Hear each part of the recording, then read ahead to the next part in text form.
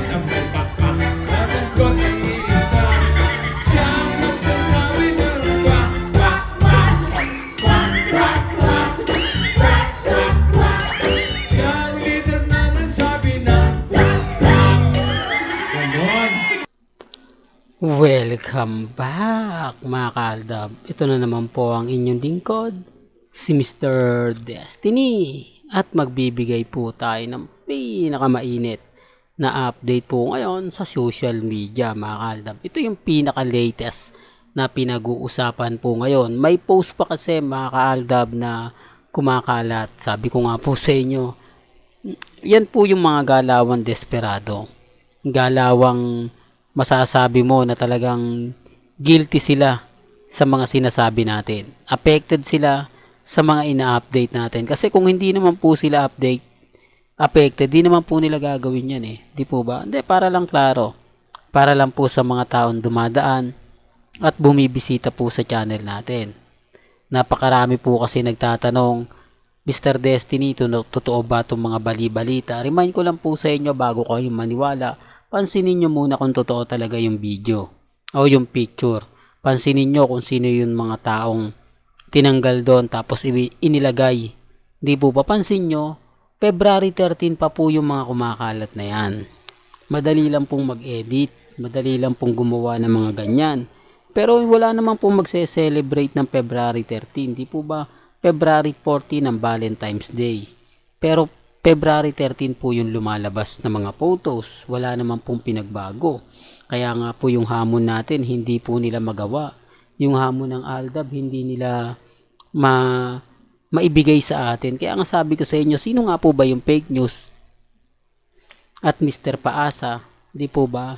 Eh wala naman pong pinupost ang si Mengay at si Congressman eh. Tapos may kumakalat na ganyan. Tanong nyo po mga Aldab, sino-sino nga po ba yung nagpo-post nun? Sino-sino nga po ba yung nag-update na yon? At bakit nga po ba nila ginagawa yung mga bagay-bagay na mapapaisip naman po kayo? Di po ba? Sinasabi ko lang po ito para klaro. Sinasabi ko lang po ito para lang po sa mga taong dumadaan at bumibisita po sa channel ni Mr. Destiny. Sabi ko nga po sa inyo dito po sa channel ni Mr. Destiny, lahat po ng mga gusto nyo pong malaman, pabor man o hindi, 101% updated po kayo. Sa dami kasi ng mga naglalabas sa mga bali-balita, komento, na talaga naman pong pabor na pabor pa rin po sa atin. Sabi ko nga po sa inyo, dito pa lang po sa Itbulaga may malini. Di po ba? May mga bagay-bagay nga po na hindi naman po binati ni Mengay si Congressman Arjo. O Bobby lang. Di po ba? Habi ba? O Baba? O etc. etc. Di po ba sintunog rin po ng Habi? Binago-bago niya lang po. Kasi alam naman po natin yung mga tawagang yan eh. Eh lalo pa po kung tinawag niya yung sa Habi, di lalong matik na yon. Pabor na pabor sa Aldab Nation yun. Hindi po ba? Sinasabi ko lang po yung sa loobin natin ha. Sinasabi ko lang po yung mga opinion natin. Sabi ko nga po sa inyo dito po sa channel ni Mr. Destiny, kung ano lang po yung latest, kung ano lang po yung trending na babalitaan ninyo, yun lang naman po yung ibabatid ko eh. At dito po sa photos na to, ito po mga kaaldab, ito yung talagang sinasabi nila. Yan po, pasensya na po kayo sa mga Aldab fans, sa mga True-Blooded Aldab Nation. Pinapakita ko lang po ito para lang po ipaalam sa inyo na ito po yung mga galawang desperado. Galawang halatang halata naman po na kung saan promotion lang po. Di po ba? Ni Ramon Go. Di po ba? Kaya nga sabi ko nga sa inyo mga kaaldab, may mga bagay-bagay po na tignan nyo po na yung picture. Tignan nyo muna yung naglabasan ng February 13. Kaya nga sinasabi ko to para lang klaro. Kaya lang syempre wala po ako sa posisyon para ipilit yan. Wala po tayo sa posisyon para kumbaga kumbinsihin yung mga taong nabulag na. Real talk mga kaaldab. Pero bago natin ituloy etong napakagandang update natin, kung bago ka lang sa channel na to at isa kang True-Blooded Aldab Nation na nagmamahal po kila Mengay at Isoy, tama po ang channel na pinuntahan mo, kaya consider na po kitang bagong subscriber. At huwag mong kalimutang i-share ang mga video po natin sa mga mami, sa mga titas, at sa mga senyor. Remind ko lang po sa mga dumadaan sa channel natin na mga Aldab Nation, huwag po kayong basta-basta padadala. Itong picture na to, pinapakita ko lang po sa inyo kung gaano po sila kadesperado. Kung gaano nga po ba sila gigil na gigil sa akin o sa Aldab Nation. Kitang-kita nyo naman po mga ka-Aldab na talagang pinipilit nila. Hindi po ba? Pinipilit nila para masabi na ganito ganyan. Kitang-kita naman po mga ka-Aldab, 101%. Di po ba? Tayo pa rin po yung lamang. Tayo pa rin po yung panalo. Sa mga punto na mga binabatid ko po sa inyo, sa mga update na pinapaliwanag ko, lahat po ng mga OOTD ni Mengay, umaayon naman po sa OOTD ni Alden Richards.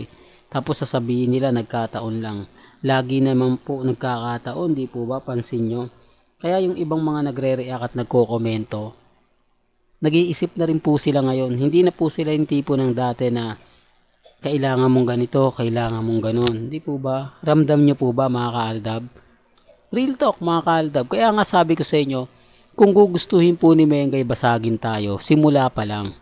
Kung gugustuhin ni Mengay na araw-araw banatan ng Aldab Nation dahil nga po sa ginagawa namin, na sinasabi nga po nila na yan channel ni Mr. Destiny, fake news yan. Po ba?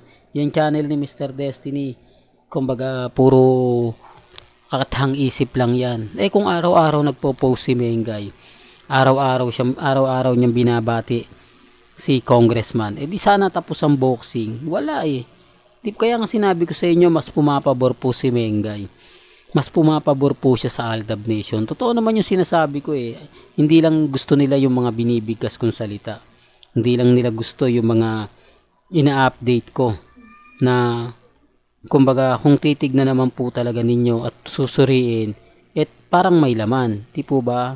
Kaya yung mga ibang Aldab Nation, sumisimpatya sa akin kasi alam po nila yung buong kwento. Alam po nila ang buong istorya. Kaya hindi nyo pwedeng sabihin na naku, wala yan. Hindi totoo yung sinasabi ni Mr. Destiny. Di po ba? Kaya ang sinasabi ko nga po ito mga ka-Aldab sa mga taong dumadaan, sa mga taong baguhan lang. Kung gusto nyo lang po at maging updated kayo, dito lang po kayo pupunta kay Mr. Destiny. Real talk mga ka-Aldab, para hindi na po kayo naliligaw. Lahat naman po ibinibigay natin. Lahat naman po ng mga kaganapan, ibinabalita ko po sa inyo. Pabor man o hindi, di po ba? Nalalaman po ninyo. Kaya nga po sabi ko sa inyo, kampante lang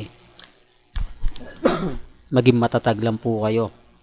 Lalo na po ngayon na kahit konti nararamdaman natin, di po ba? Nararamdaman natin yung mga bagay-bagay na mapapaisip po kayo. Kaya ang sabi ko sa inyo mga ka-Aldab, sa mga nagsasabi na hindi, Mr. Destiny, fake news ka, walang katotohanan yung sinasabi mo, okay lang po yan, hindi ko po yan pinipilit.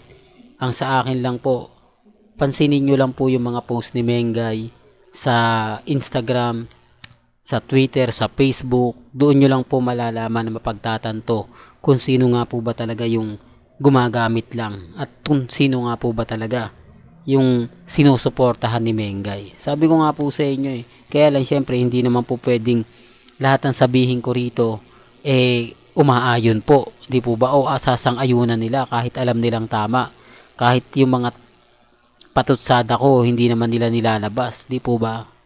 Sinasabi ko lang po ito para lang po sa kaalaman ng lahat, lalo na po sa mga taong mapanghusga sa channel ni Mr. Destiny, yung tipong laging naghahanap ng mga katanungan na kahit nasagot nyo pa tatanong at tatanong pa rin. Well, hanggang dito na lang po ang ating latest updates. Kaya kung gusto nyo pa po ng pinaka-latest at sariwang update, abay tumutok lang po kayo dito po sa channel ni Mr. Destiny para updated po kayo sa mga latest at sa mga bagong video po na ilalabas po natin maya-maya lang. Hanggang sa muli, salamat po sa panonood at pakikinig.